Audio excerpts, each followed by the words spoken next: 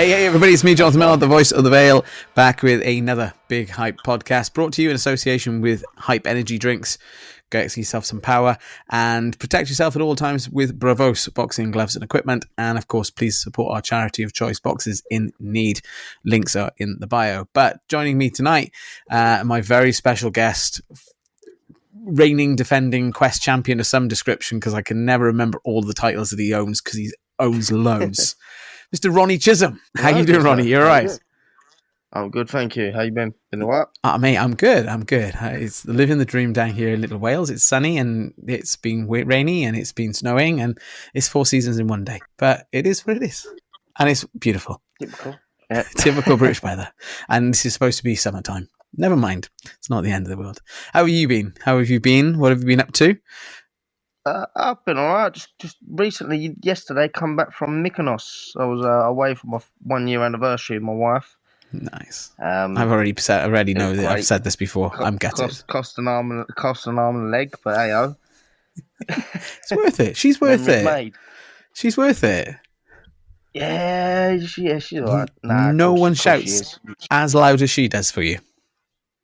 That I know. Do you know what? That's fair. That's fair. That's fair. She is over everyone, isn't she? She is. She is your cheerleader, and definitely leads everyone else to bring you around. Anyway, we digress a little bit. We'll come back to that, and we'll talk about the holiday, the wedding. We can talk about all that. But the first question I ask everyone who comes on the podcast is this: how and why did you get involved with boxing? Long story short. My dad used to box. He was on the IBA. He was the unlicensed 3-time champion, 3 weights. And then my mum passed away when I was 6 years old, which caused me to act a certain way, act out a little bit, be aggressive and things like that. So he quickly steered me into the boxing. So obviously I followed in his footsteps a little bit. And it got to the point I kept asking to box and to fight, and he said to me, "You'll never have the belts I did, son. You won't have 3 belts like me." And I was like, okay. Well, you look at me now, and I've got multiple belts. I was going to say multiple weights. So eat that. But it's mainly because of him, really. If it wasn't, I'll thank him for that. He got me into the sport, and it's just made me who I am now, I guess. So starting at an early age, Ronnie, how did you? Or what was the competition side of it? What did you do? Do the amateurs, or was it straight into sort of?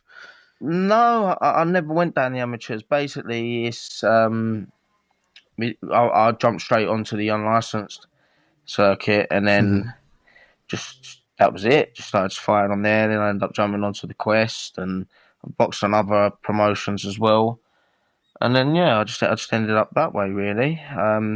I like to learn the hard way, because when I first started, because I know in the amateurs now they don't wear the head guards as much now, but when I first started boxing, my first fight was when I was 16. That was a while back now. Not that long, last week. Surely. But where they had, I didn't like the head guards. I had a problem. I've never liked them. Even in sparring, you ask Mark Dennis, you ask all my trainers you see, and I'm constantly asking to take the thing off. I don't like it. I feel like it's not the full impact of a shot. You're not feeling the full impact of a shot. You're not learning what it's like to take a punch in order to learn to move your head. I know I didn't do much of that in my last fight, but I'm not going to comment on that one. But okay, so I was going to ask when did you have your first fight, but 16 is when you already answered that question. So 16 was the first one you had, and how did you find that different from? How did you find that different from sparring? I guess then, because you obviously did quite a lot of that in the gym. It was different. I'll tell you what, I don't really remember my first fight. Okay. You see, now I've had so many fights. Now I actually remember being in the ring. I remember certain things. Like my first fight was such a feeling like nerves. Basically, the first, like walking out, it was seeing everyone. When you're sparring, you're only sparring in front of a couple of people in the gym. You know what I mean? And then when you're fighting, there might be a couple 100 or so in the crowd, so then you sort of start getting. I don't know. And my first fight, it just I don't know. It just went poof, gone. I had this whole game plan in my head, saying I'm going to do Yeah. this, I'm going to do that, and it just happened. I remember winning, and I was like, That's yeah, something. yeah. It was that was the difference, and then eventually over the experience of the fights that I've had, I just started to enjoy the feel of the crowd, like sort of get with the crowd. You sort of remember more, you sort of enjoy it more, and boy, do I love it. That shows every time you step in the ropes. When you step into the ring, you're totally and utterly smile on your face. You're happy to be there, happy to be involved. And I love it. I was going to say, I mean, obviously, changing. Well, let's go back to what you said there. Always a couple hundred people in the crowd. There's always a good crowd from Dennis and Dyer gyms. You always come out to support each other. And you've got some talent in that gym. Got to say, even Mark himself, when he used to box, he was talented. You've got Simeon, yourself, the big lad. I can't remember his name, John something. John. No, Liam Dyer. Liam Dyer. Liam. No, I wasn't thinking Liam. I was thinking of the chap my age who boxes, and he's retired now, sort of. But he was always very friendly, smiley, chatting, happy way. You're looking like I've lost you completely now.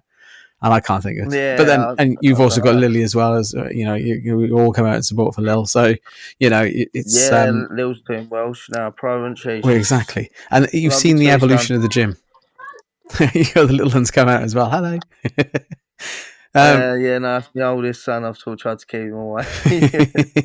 But you've got that evolution through the gym. And I think again, that's testimony to the team there behind you as well, working with so many different people, that they bring so many different aspects of the game to you.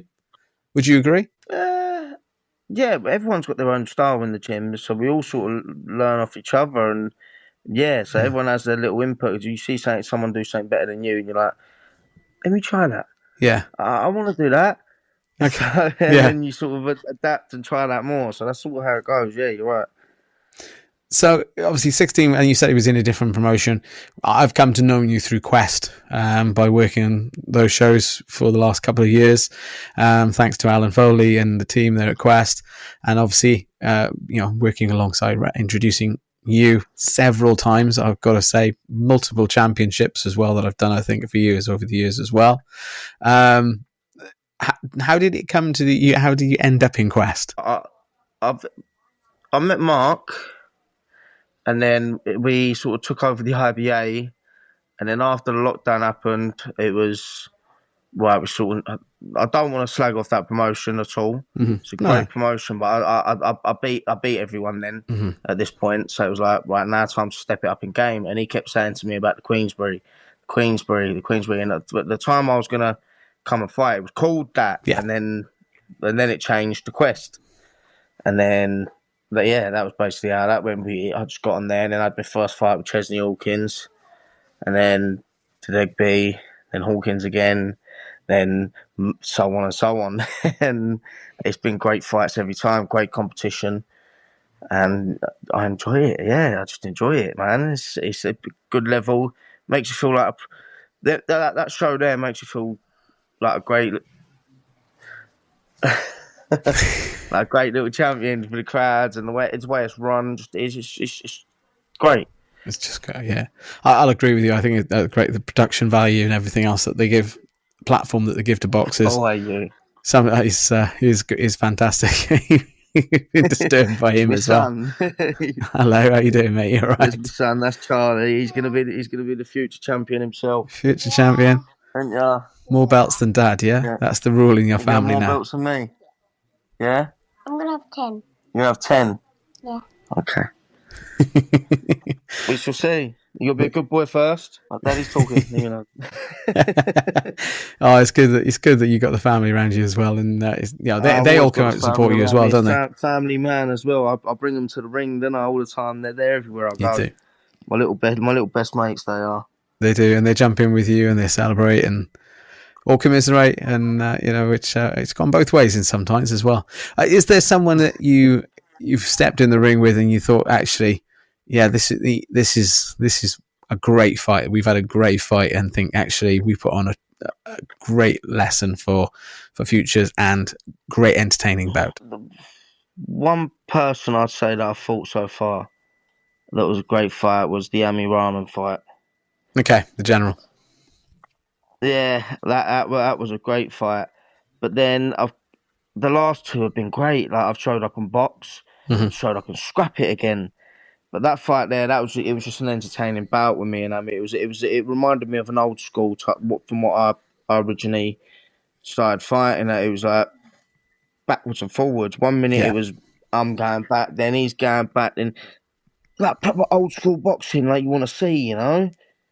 I enjoyed that fight. Personally, I still feel like I should have got the decision, but hey ho, it happens. I can't say anything about the officials of that night. I don't, not my bag. I just say the names and announce the winners. That's my game, unfortunately. So I'm gonna sleep. No, sorry, sleep. Say you got to listen, and that's the other one. No, I'm joking.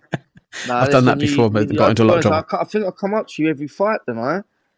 And I say, who's won? You're always asking me before I can announce it. I'm like going, hang on, go stand over there, go over there, cross the ring. Just watch me. You do. You're like, yeah, you're like, oh, what's he gonna say? Which way is he looking? I'm like, I'll try not to give anything away if I can help it. But that's the game, innit? That's the beauty of it. Obviously, as you say, you're multiple weights, multiple champions. That's why I couldn't even remember at the beginning. I know you held the national on the Quest. On the Quest, I've held 2 nationals and now 2 British. Yeah, and didn't you have an amateur as well? No amateur. No, I haven't done amateurs. I've had other titles and other promotions. So I got 3 other belts from the IBA as well. Okay. And one from 3 belts from the IBA and another one from another thing it was called Unorthodox back in the day. Okay. So you've got a handful of titles there.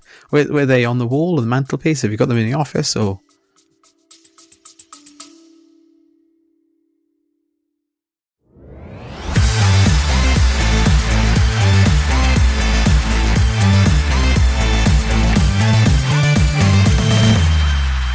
Big Hype Podcast, sponsored by Hype Energy Drinks.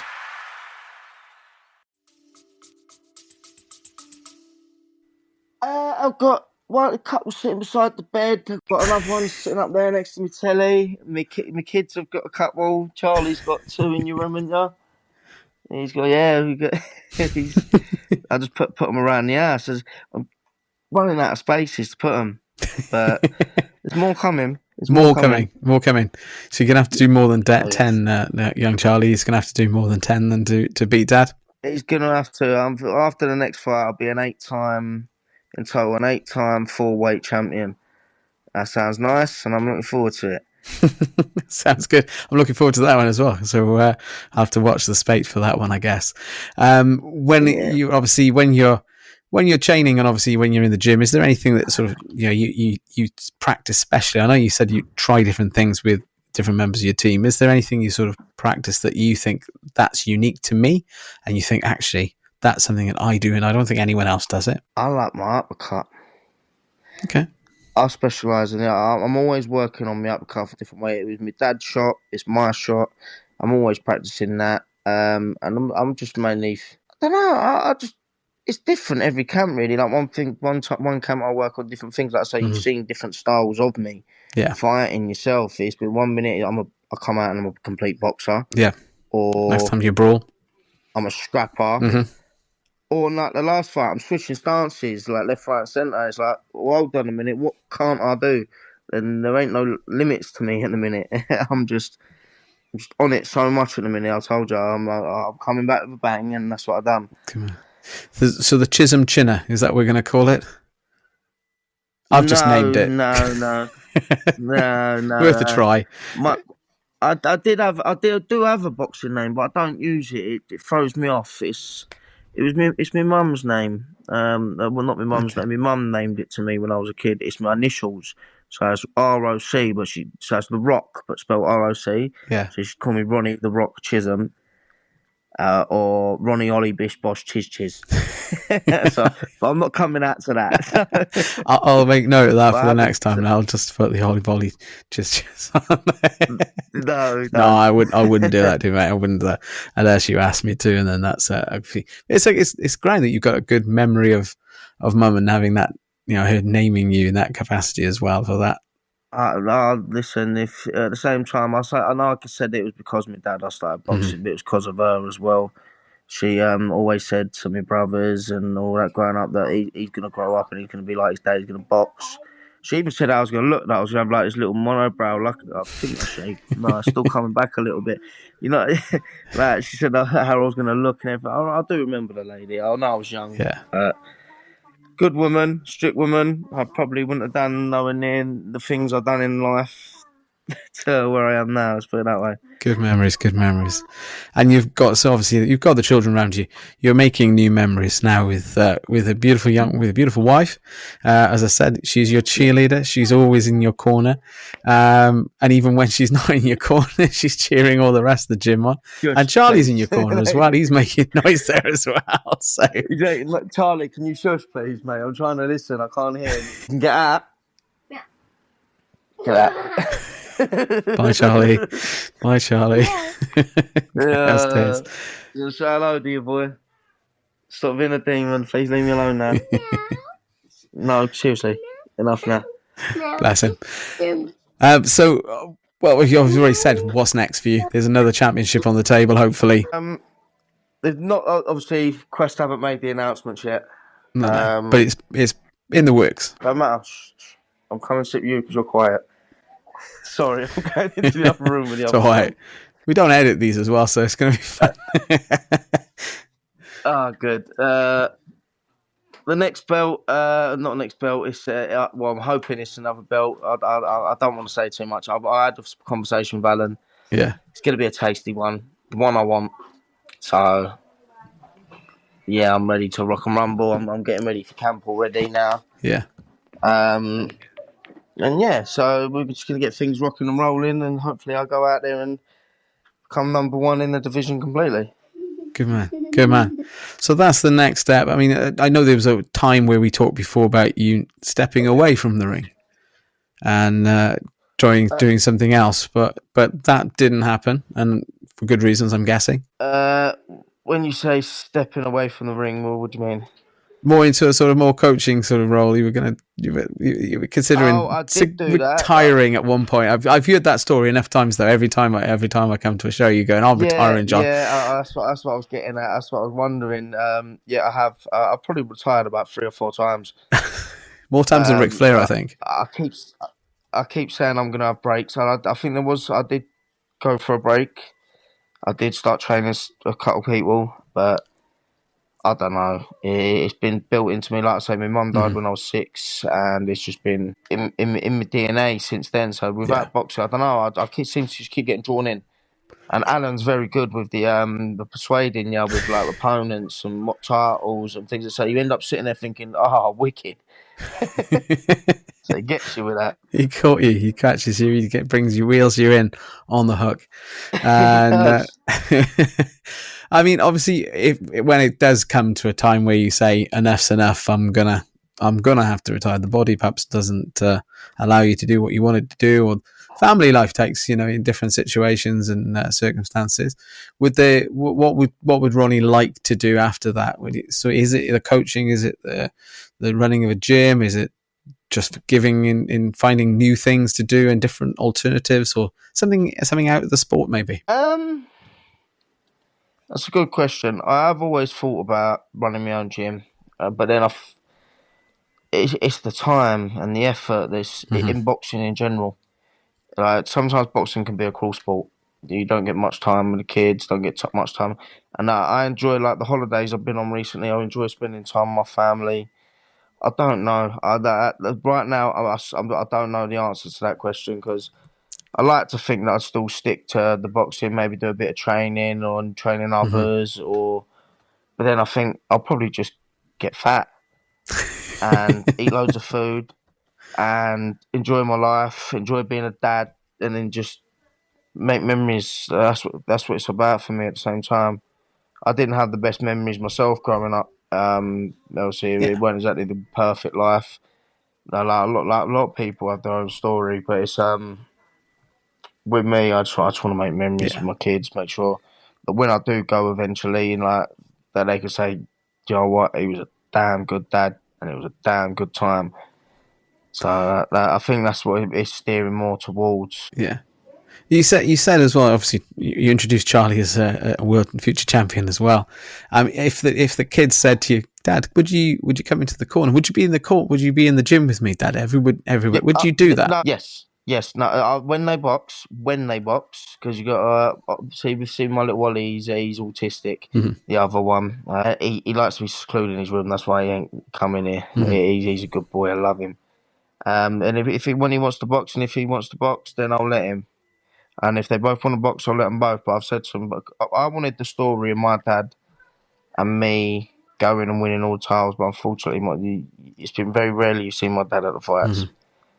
You don't come there. I don't know. That relationship with the boxing side of things sort of steered away, and I've always sort of held that against him. I was like, if my boys want to fight, I'm going to be the one that's in their corner, telling them what to do, walking them out, and it's gonna be like father-son story. You know, I've always loved that idea of that, and that's what I want to do. I'm just going to continue the Chisholm name. It started with my dad, it's me, and it's going to continue through my children. Well, there's been some great father-son partnerships over the years. Obviously, Mayweather being one, obviously being in Wales, Calzaghe, Enzo and Joe. Obviously, you know, there's been lots of great Nigel Benn, Conor Benn, Eubanks.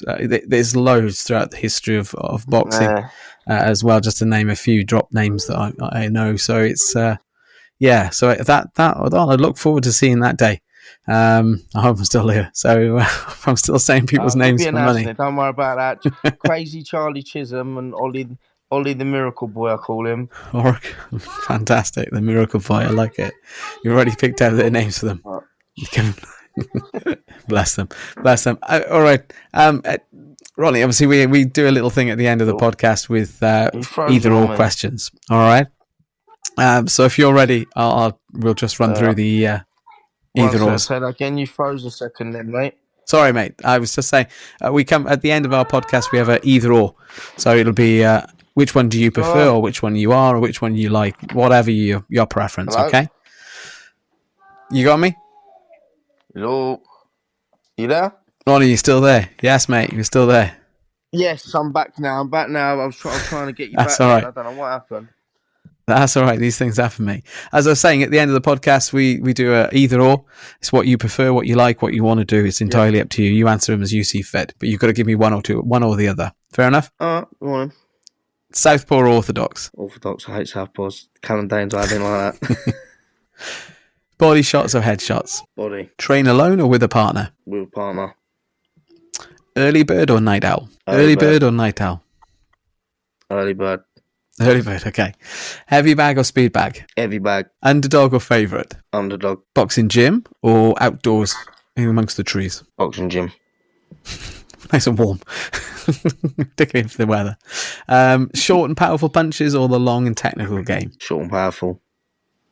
Fight dirty, fight clean? Both. Loud crowd or the quiet atmosphere? Loud crowd. All day long. All day long. Quick knockout or strategic win? Strategic win. Okay, hypothetical question, because this fight is never going to happen as far as I'm concerned right now. AJ or Fury? Fury, bruv. I've got to change this last question on my list, I'm sure. But I think it's Fury is getting further and further ahead on the point scores. It's just AJ. Do you know what? I'll be honest now. He reminds me so... I rate Frank Bruno, right? But the defense of him when he took a shot, he went stiff and didn't know what... And that reminds me so much of Anthony Joshua. They both do. They take a shot and they go stiff as a ball for some reason and don't know how to. You don't see no head movement, no rolling. They just panic. And someone like you got someone as slick and movement as Tyson Fury. Come on, man, you got this Fury. Fair enough. Ronnie, how do people get involved? How do they follow the story? How do they get tickets to follow you at the next shows? How do they follow you? How do they get in contact? Hit me out on Facebook and Instagram. It's just under Ronnie Chisholm. That's it. Follow me on there. Well, I know, like I say, you say can say yourself. I don't disappoint in my fights, do I? So it's always an entertaining It's show. always It's what entertaining. you pay for. You get your money's worth. You do. And if it's a quest show, then you get to see me as well. So even better. I love seeing you, man. You know, I love seeing mate, you. It is. I love this. I've said this a couple of times. People don't quite understand. Like everyone has their own like clubs and societies and memberships and things like this. I always love going to boxing shows because you get to be with the people that like and appreciate what you do, and you can like and appreciate what they do, and it's like our little meet. Without you, we wouldn't have our names. We'd just be called out in the crowd as man. Don't praise me. I'm nobody. Announces us to the world. I do announce you to the world, but I was saying I'm more to the thing that actually I get to see people I like, and I get to see people I know, and have chats and conversations. Ones that I don't even have with people sometimes in work, and when you're out and about, it's just a different atmosphere, and I like that, being involved in seeing boxers and chatting up and having wandering around backstage and finding out how things been, how the kids. I've met your family completely through this boxing, and I've come to know and appreciate you, and I always class you as a friend. So Definitely. And it's more than just acquaintances. There's loads of people that I call friends at boxing, and that's just the way it is. So it's a different atmosphere. Perhaps that's what I'm trying to get to. Anyway, I'm starting to go off Pete a little bit here. So Big Hype Podcast has been brought to you by the Hype Energy Drinks and Bravos Boxing Gloves. Ronnie, thank you so much for coming on today. We really appreciate you being on and sharing your stories. It's been interesting. I didn't know the whole backstory why you got involved, and I do now. And I look forward to having a catch up with you at the next show, whenever that is, and if it's for whatever, we will have to watch that space and find out soon. You'll see me in September. That's all I'm saying. September. It's not far. It will fly. Enjoy our first year anniversary. Congratulations to you and your wife. Thank you very much. It seems longer. I don't know. It's because she's been around longer. We've only been married a year, but we've been together 9 years. There you go. See, that's that. I would never have known any different. So, because she's always there cheerleading on the team, the family, everyone there for you, mate. So, I look forward to seeing you then. But until then, thanks so much for coming on the Big Hype Podcast. Cheers, mate. Don't go anywhere. Hey, everybody. Thank you so much for listening to the Big Hype Podcast. We hope you've enjoyed this episode. And really, I just want to ask you personally, if you could just send this on to a friend. Send it in their text, to their socials, to WhatsApp, whatever. However you get it to them, just get it to them. I'm sure they'll appreciate it, and I certainly will appreciate it. So thanks again for listening to the Big Hype Podcast, and thank you again for sending and sharing.